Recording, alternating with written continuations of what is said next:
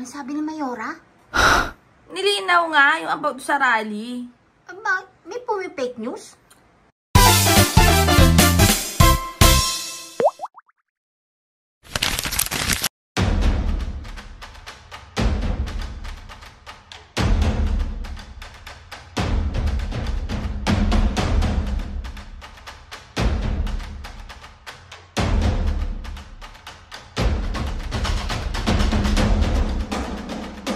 So, ayan nga mga bata helmet.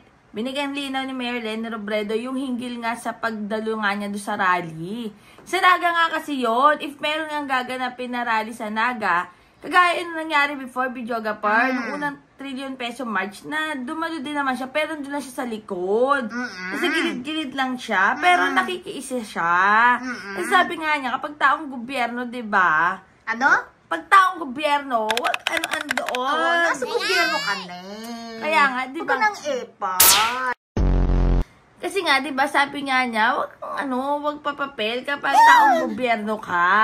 Aba, may pumapapel. Kaya nga, may mga pumapapel dyan. So, ayun nga mga bata helmet.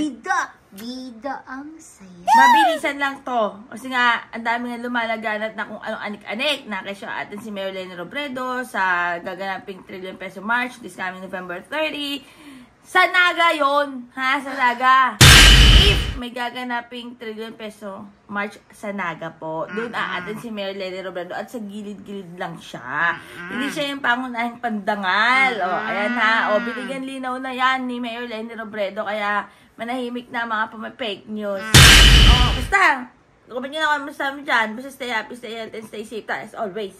Sabi ko kami sa buhay nga ganyan. Matinabok, keep setting better everyday. God bless everyone. Bye!